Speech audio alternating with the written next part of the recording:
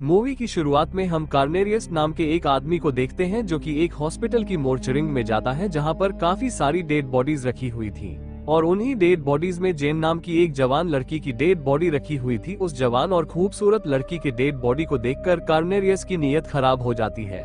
अब जैसे ही वो उसका बलात्कार करने लगता है तभी कार्नेरियस दर्द से चीखना शुरू कर देता है क्योंकि उसकी बॉडी से ब्लड आने लग गया था। फिर सीन शिफ्ट होता है और हम एक औरत को देखते हैं जो कि किचन में खाना बना रही थी। ये औरत और कोई नहीं बल्कि कार्नेरियस की वाइफ होती है। फिर थोड़ी देर बाद वो कार्नेरियस को खाना देने के लिए आवाज देती है, लेकिन कार्नेरियस तो अपने बेड पर पड़ा हुआ दर्द से तड़प रहा था और धीरे धीरे करके इसकी बॉडी भी काली पड़ने लग जाती है। जब काफी देर तक आवाज देने के बाद भी कार्नेरियस नहीं आता है तभी उसकी वाइफ उसको देखने के लिए रूम में जाती है। तब वो ये देखकर हैरान हो जाती है कि कार्नेरियस पागलों की तरह अपने बेड पर बैठ कर के टॉयलेट कर रहा है।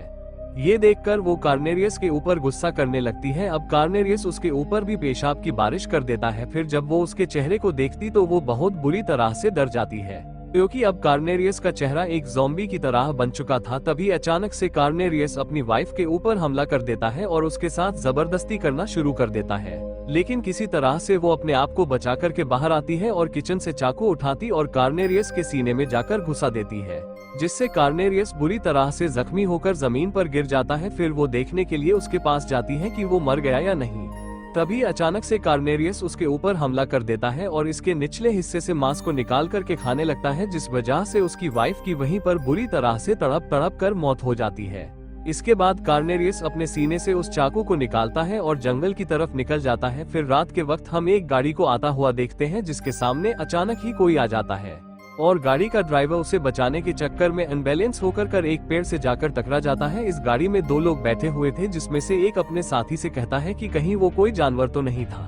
तब दूसरा आदमी कहता है कि मुझे तो वो कोई इंसान लग रहा था। फिर तभी हम कार्नेरियस को देखते हैं जो गाड़ी के पीछे से उतरकर जंगल की तरफ जाने लगता है और जब ये दोनों आदमी अपनी गाड़ी को रिवर्स करने लगते हैं तब गाड़ी कार्नेरियस से टकराती है और वो गाड़ी के अंदर ही गिर जाता है, लेकिन ये दोनों लड़के उस पर बिल्कुल ध्यान नहीं देते हैं और वहाँ से निकल जाते हैं। फिर अगले दिन हम एक टीचर को देखते हैं जो क्लास में स्टूडेंट को पढ़ा रही थी, जिसमें क्रिस्टन गैरी और उसका बॉयफ्रेंड फ्रेडी भी बैठा हुआ था और इनके फ्रेंड जेसन समारा और उसका बॉयफ्रेंड ब्रोकलिन भी था।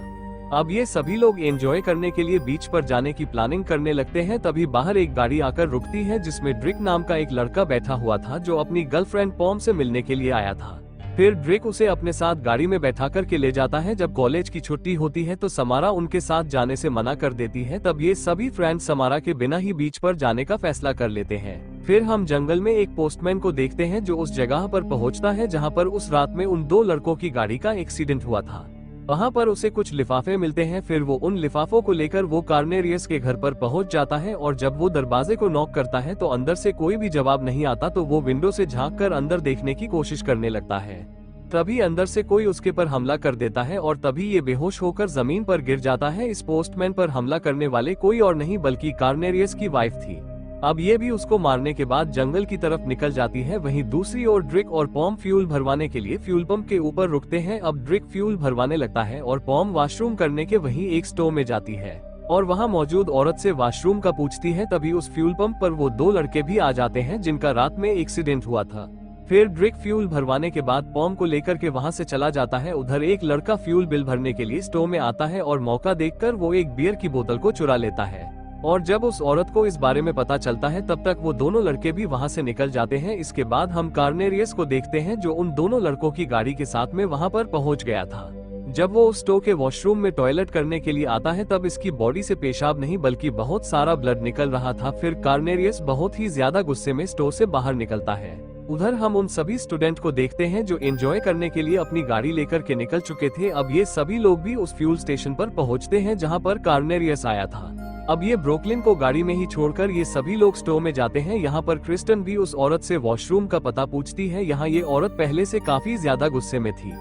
तभी वो औरत क्रिस्टन से कहती है कि तुम लोग यहाँ के वॉशरूम को गंदा मत कर देना। अब क्रिस्टन जैसे ही वॉशरूम में जाती है तो ये देखकर घबरा जाती है क्योंकि यहाँ तो पहले ही कार्नेरियस ने काफी सारा ब्लड फैला दिया था। अब क्रिस्टन काफी जोर का वॉशरूम लगा था तो उससे बर्दाश्त नहीं हो रहा था, इसीलिए वो ना चाहते हुए भी उस गंदी सीट पर बैठकर वॉशरूम करने लगती है।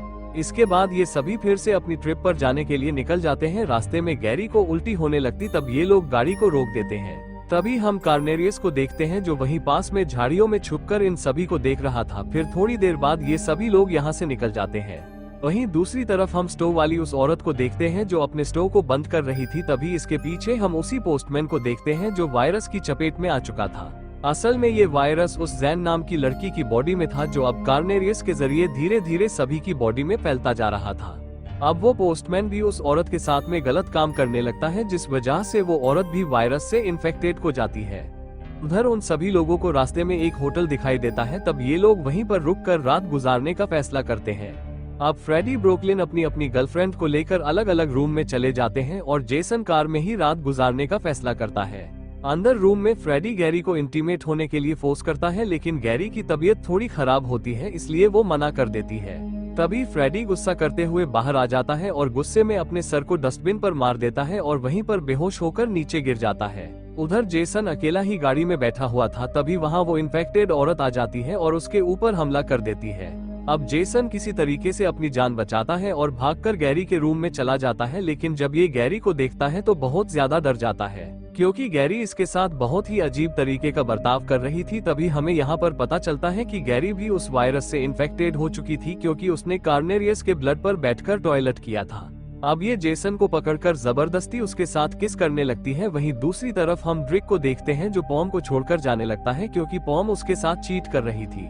तभी हम कार्नेरियस को देखते हैं जो वहाँ पर आकर पॉम को बुरी तरह से काट लेता है, जिससे वो इस खतरनाक वायरस से इन्फेक्टेड हो जाती है।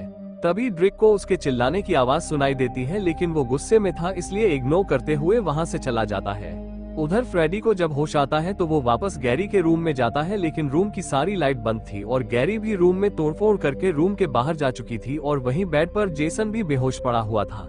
लेकिन काफी अंधेरा होने की वजह से फ्रेडी को लगा कि ये गैरी है और तभी वो उसके साथ इंटीमेट होने की कोशिश करने लगता है। अब यहाँ पर फ्रेडी भी जेसन से इन्फेक्टेड हो चुका था।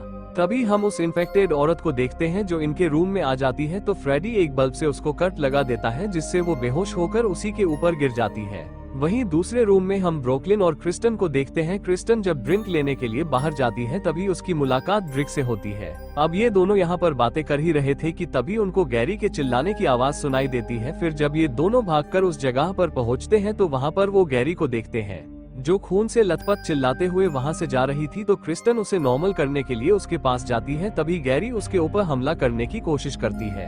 तभी ड्रिक आकर उसको पंच मारकर नीचे गिरा देता है, लेकिन अचानक गैरी फिर से खड़ी हो जाती है। अब ये देखकर ये दोनों बहुत ही ज्यादा डर जाते हैं और भागकर गाड़ी में जाकर बैठ जाते हैं। और जब गैरी गाड़ी के करीब आने लगती तभी ड्रिक उसे गोली मारकर उसका काम तमाम कर देता है। अब ये दोनों यहाँ से निकलने ही वाले थे कि तभी वहाँ पर कार्नेरियस आ जाता है और ड्रिक को गाड़ी से बाहर निकालकर उसके ऊपर टॉयलेट करने लगता है। ये देखकर क्रिस्टन कार्नेरियस के गोली मार देती है, जिससे वो ड्रिक के ऊपर जाकर गिर जाता है। फिर ड्रिक उसे अपने ऊपर से हटाता है और क्रिस्टन पुलिस को कॉल करके हेल्प के लिए बुलाती है। इसके बाद ड्रिक गाड़ी की चाबी को गाड़ी के नीचे से निकालने की काफी कोशिश करने लगता है। तभी कार्नेरियस ड्रिक को घसीट कर ले जाता है और उसे मारना शुरू कर देता है। वहीं गैरी क्रिस्टन के ऊपर अटैक कर देती है। तब तक ड्रिक ने कार्नेरियस को मार मारकर अधमरा कर दिया था। फिर वो गन उठाकर गैरी को गोली मार देता है, लेकिन गैरी फिर से खड़ी हो जाती है। तभी ये दोनों डर के मारे भागते हैं और ब्रुकलिन के रूम में पहुंच जाते हैं, लेकिन ब्रुकलिन को अब इन चीजों के बारे में कुछ भी नहीं पता था। फिर जब ब्रुकलिन विंडो से बाहर झांक कर देखता है तो वो गैरी को देखकर डर जाता है।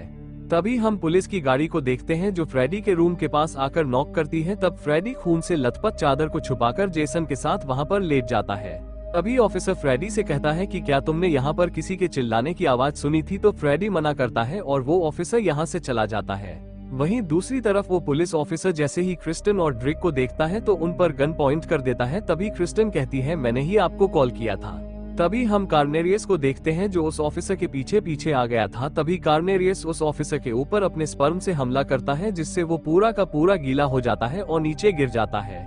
अब ये देखते ही ये तीनों यहाँ से भाग जाते हैं। उधर फ्रेडी भी अपने आप को जेसन से छुड़ाने के चक्कर में नीचे गिरकर मर जाता है। इसके बाद हम क्रिस्टन को देखते हैं जिससे पता चलता है कि वो भी अब इन्फेक्टेड हो चुकी है, तो वो ड्रिक को खुद से दूर रहने के लिए कहती है।